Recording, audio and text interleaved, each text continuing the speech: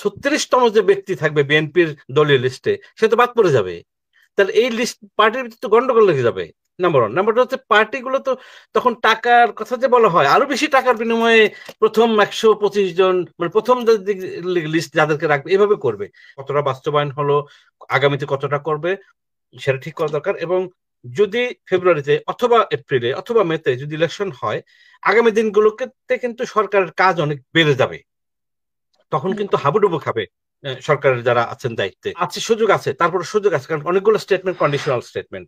তারপরে হচ্ছে যে মানে আপনি যদি পান খান, আপনি যদি পান খাওয়াকে যদি একটা কাজ হিসেবে ভাগ করেন, যে আমি আমার বাবাকে পান দিলাম, চুন দিলাম, সুপারি দিলাম, জর্দা দিলাম, মানে এরকম আপনি মানে মিষ্টি দিলাম, মানে পানের মধ্যে আপনি 10টা কাজ বানাতে পারবেন যদি বানাইতে চান। এখন ইলেকশন এই যে ওয়ান জব, সেটাকে যদি আপনি 20 ভাগে ভাগ করতে চান, যে না এই অর্ডার হয়েছে, প্রধানমন্ত্রী এটা বলেছেন, মানে এগুলোর এই যারা এগুলো কনভে করছেন মানুষের কাছে, এই মেসেজের ক্ল্যারিটিটা নাই, ক্ল্যারিটিটা দরকার। কারণ সরকারের, যেহেতু আমি সাংবাদিকতা করি, সরকারের ভেতরে অনেক খবর, অনেকের সাথে তো আমাদের যোগাযোগ থাকে, যেটা আমরা শুনি প্রাইভেটলি, যেটা শুনি সেই মেসেজগুলো কিন্তু কনভেড হয় না প্রপারলি। ওখানে বড় রকমের একটা গ্যাপ আছে। আর রাজনৈতিক দলগুলোর মধ্যে আমাদের আনফর্চুনেটলি সোজা করে কথা বলে যে রাজনীতি করা যায়, হিস্ট্রিক্যালি সেটা আমাদের কালচারে গড়ে ওঠে নাই।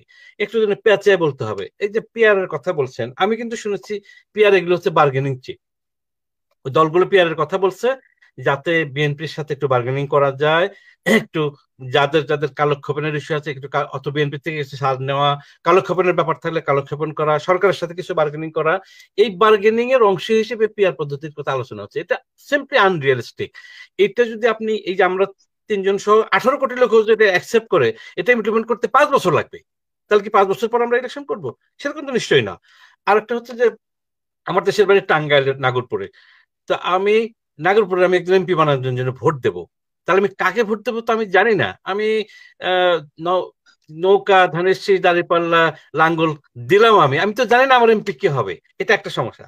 2 নম্বর সমস্যা হচ্ছে যে ধরেন বিএনপি বড় দল এখন এই যেগুলোর মধ্যে, বিএনপি ধরো যাক 45% ভোট পেলো, মানে 135টার মতো হয় সিট বোধ হয়। আচ্ছা, তাহলে 136তম যে ব্যক্তি থাকবে বিএনপির দলীয় লিস্টে, সে তো বাদ পড়ে যাবে। তাহলে এই লিস্ট পার্টির ভিতরে তো গন্ডগোল লেগে যাবে। Number one. নাম্বার টু হচ্ছে পার্টিগুলো তো তখন টাকার কথা যে বলা হয়, আরো বেশি টাকার বিনিময়ে প্রথম 125 জন, মানে প্রথম লিস্ট যাদেরকে রাখবে এভাবে করবে। তারপরে স্বতন্ত্র, ধরেন আমি ইন্ডিপেন্ডেন্ট হিসেবে ইলেকশন করতে চাই, আমার তো কোনো অবস্থান থাকবে না, কারণ আমি ধরা যাক 4 লাখ ভোট পেলাম, সেই 4 লাখ ভোট যদি 1% না হয়, আমি তো কোনো সিট পাবো না। অনেকগুলো সমস্যা আছে, আমি একটা যেটা বললাম। এবং পার্টির ভিতর ভয়াবহ মারামারি, গন্ডগোল লেগে যাবে। আর ফাইনালি হচ্ছে অত্যন্ত দুর্বল সরকার হবে।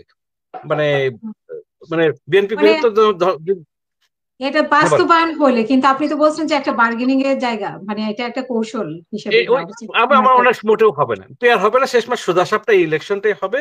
কিন্তু আনফর্চুনেটলি যে মেসেজের ক্ল্যারিটি না থাকায় যেটা আমাদের ক্ষতি হচ্ছে, রিয়েল লাইফ এজেন্ডা, মানুষের উন্নয়ন, মানুষের কল্যাণ, রিফর্ম, এই আলোচনাটা ডাইলুটেড হয়েছে, আলোচনার প্রপার প্রপার শেপে থাকছে না।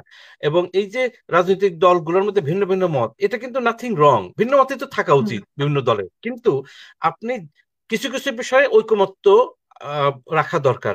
সেই ঐকমত্যর দায়িত্বে যারা আছেন, আমি নাম না বলেই বলছি, তাদের এই যে নেগোসিয়েশন করার ক্যাপাসিটি বা রাজনৈতিক ধীশক্তি, এগুলো নিয়ে বোধহয় কিছু প্রশ্ন জনমনে দেখা দিয়েছে। কারণ আপনি যাকে দায়িত্ব দিচ্ছেন, তিনি বিভিন্ন দলের মধ্যে কথা বলবেন, আবার সরকারের মধ্যেও কথা বলবেন। এই দলগুলোকে এক প্ল্যাটফর্মে এনে আপনি একটা মেসেজ তৈরি করে ঐকমত্য তৈরি করা, সেই দায়িত্ব তো কনসেনসাস মেকিং এর দায়িত্বে যারা আছেন তাদের জন্য। সেখানে পরিষ্কারভাবে ঘাটতি আছে। আর একটা ফাইনালি হচ্ছে, রাজনৈতিক স্টেক হোল্ডার কি শুধু রাজনৈতিক দলগুলোই? গণমানুষের কোনো স্টেক থাকবে না? গণমানুষের স্টেক মিডিয়ার থ্রুতে হবে শুধু, সেটাও না, মিডিয়া তো একটা গোষ্ঠী দিন শেষে। মিডিয়া যদি মনে করে যে মিডিয়া গণমানুষের প্রতিনিধিত্ব পুরোপুরি করে না, সুতরাং উচিত হলো গ্রাসরুটসে মানুষের ভয়েস শোনার চেষ্টা করা, তাদেরকে বুঝিয়ে তাদের বক্তব্য নিয়ে আসার চেষ্টা করা। সেই জায়গাগুলোতে যথেষ্ট পরিমাণে ঘাটতি আছে বলে মনে করি।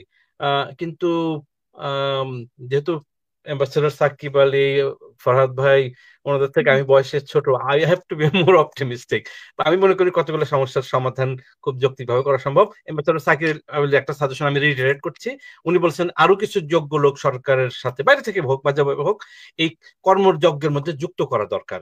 কারণ আমি মনে করি যে এই জুলাই মাস চলছে, প্রফেসর ইউনূসের যে গভর্নমেন্টের যে পারফরমেন্স সেটা রিভিউ করে আমার মনে হয় কিছু কিছু নতুন করে করা দরকার। কর্মসূচি কতটা বাস্তবায়ন হলো, আগামীতে কতটা করবে সেটা ঠিক করা দরকার। এবং যদি ফেব্রুয়ারিতে অথবা এপ্রিলে অথবা মেতে যদি ইলেকশন হয়, আগামী দিনগুলোতে কিন্তু সরকারের কাজ অনেক বেড়ে যাবে, তখন কিন্তু হাবুডুবু খাবে সরকারের যারা আছেন দায়িত্বে।